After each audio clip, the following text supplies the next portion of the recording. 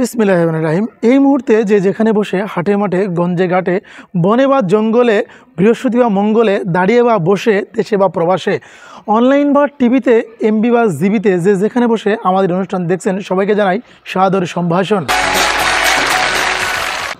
আমার সোনার বাংলা, আমি তোমায় ভালোবাসি। হ্যাঁ সম্মানিত সুধী, আমরা দেশকে সকলেই ভালোবাসি। এই ভালোবাসার টানে প্রাণে প্রাণে সকলেই জানে প্রশান্তির অবিরাম সৌন্দর্য গ্রামে। সেই গ্রামেরই সৌন্দর্য দেখতে এবং দেখাতে আমরা আজ আছি ঐতিহাসিক রঘুনাথপুর গ্রামে। আজকে আমরা আপনাদের জানাবো এই গ্রামের ইতিহাস, ঐতিহ্য, নামকরণ, পেশা, খাবার, জীবন ব্যবস্থা সবার এবং অন্যান্য সব তথ্য। আশা করি আমাদের সাথেই থাকবেন। এমন দেশটি কোথাও খুঁজে পাবে না কো তুমি, সকল দেশের রানী সেজে আমার জন্মভূমি। সত্যি এমন নির্মল প্রাকৃতিক দৃশ্যের ছবির মতো গ্রাম দেখলে আপনার মন ভরে যাবে। মা মাটির ছায়াঘেরা এই গ্রামে রয়েছে শীতল হাওয়া। সরিষাবাড়ি উপজেলার একেবারে পূর্বে অবস্থিত সুশীতল ছায়াঘেরা গ্রামটি হচ্ছে রঘুনাথপুর। গ্রামটির পূর্বে জামালপুর সদর উপজেলা, পশ্চিমে কুদুলা, উত্তরে ভাসবাড়ি গ্রাম এবং দক্ষিণে ঢাকা সরিষাবাড়ি মহাসড়ক। ইতিহাস ঐতিহ্যে সমৃদ্ধ গ্রামটির প্রধান পেশা হচ্ছে কৃষি। 1000-এর মতো ভোটারের এই গ্রামটির বুক চিরে বয়ে গেছে পাকা সরু রাস্তা। সারি সারি বৃক্ষের শোভিত গ্রামটিতে পাকা, আধা পাকা এবং টিনের তৈরি বাড়ি বেশি। মিলেমিশে বসবাস করে গ্রামটিতে ভবিষ্যতেও একসাথে থাকতে চাই সবাই। আসসালামু আলাইকুম, আমি ডাক্তার Mohammad Sajjad Hossain Selim, DH MS HS। আমি একজন হোমিওপ্যাথি পল্লী চিকিৎসক। আমার গ্রামের নাম রঘুনাথপুর।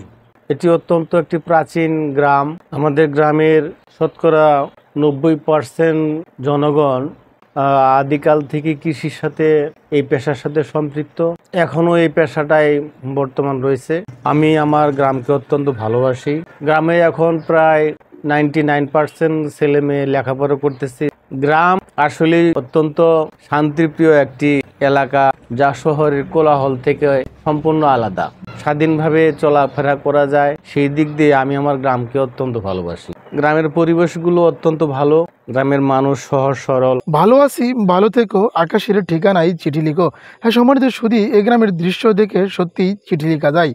ইতিহাস থেকে জানা যায় জাফরশাহী পরগনার অন্তর্ভুক্ত ধনবাড়ির নবাব হাসান আলী চৌধুরী এবং দিকপাইতের জমিদার ধরণীকান্ত এবং অবনীকান্তের অধীনস্থ জমিদার রঘুনাথের নামে গ্রামটির নামকরণ হয় রঘুনাথপুর। সহজ সরল মানুষের বসবাসকৃত গ্রামটিতে রয়েছে গৃহহীনদের দেওয়া উপহার প্রধানমন্ত্রীর গুচ্ছগ্রাম, যেখানে প্রায় 20টির মতো পরিবার বসবাস করতে পারবে। এখানকার মানুষেরা আশ্রয় পেয়ে খুবই খুশি। গ্রামটিতে ধর্মীয় প্রতিষ্ঠান হিসেবে রয়েছে 3টি মসজিদ, যেখানে ধর্মপ্রাণ মুসলমানরা নামাজ আদায় করেন। শিক্ষা বিস্তারের জন্য গ্রামটিতে একমাত্র প্রাথমিক বিদ্যালয়টি 1930 সালে স্থাপিত হয়, যেখানে এলাকার অনেক ছেলেমেয়ে লেখাপড়ার সুযোগ পেয়েছে। গ্রামটিতে নয়নাবিরাম সৌন্দর্যে প্রস্তাবিত রয়েছে গ্রিন হাউজিং সোসাইটি, যেখানে অদূর ভবিষ্যতে গড়ে তোলা হবে শিশু পার্ক। সময় কাটাতে পারবে রঘুনাথপুর সহ আশেপাশের পার্শ্ববর্তী অনেক গ্রামের মানুষ। গ্রামটির অর্থনৈতিক অগ্রগতির ক্ষেত্রে অন্যতম একটি পেশা হচ্ছে নকশি কাঁথা এবং জরি চুমকির কাজ, যার মাধ্যমে গ্রামের নারীরা ঘরে বসেই আয় রোজগারের সুযোগ সৃষ্টি করেছে। জানিয়ে রাখা ভালো, কয়েক গ্রামের মধ্যে সবচেয়ে জনপ্রিয় মজার খাবার হচ্ছে মুক্তাবাইয়ের ঝালমুড়ি। এরকম গাছের ছায়ায় ঝালমুড়ির মায়ায় এক গ্রাম থেকে আরেক গ্রামে যাওয়াই দিন দিন অনেক জনপ্রিয় হয়ে উঠেছে মুক্তাবাইয়ের সেই বিখ্যাত ঝালমুড়ি। গ্রামটির দক্ষিণে সরিষাবাড়ি মহাসড়ক সংলগ্ন জনপ্রিয় জায়গাটির নাম পেঙ্গুর মোড়, যেখানে সকাল সন্ধ্যায় মানুষের উপস্থিতিতে সরগরম হয়ে ওঠে স্থানটি। গ্রামটিতে বর্তমান পরিচিত ব্যক্তিদের মধ্যে রয়েছে প্রধান শিক্ষক আসাদুজ্জামান, সাবেক অধ্যাপক কামরুল মজিদ, অ্যাডভোকেট মোজাম্মেল হক, মৌলভী আব্দুর রশিদ সহ প্রমুখ ব্যক্তিবর্গ। ছোটো প্রাণ ছোটো ব্যথা, ছোটো ছোটো দুঃখ কথা নিতান্তই সহজ সরল।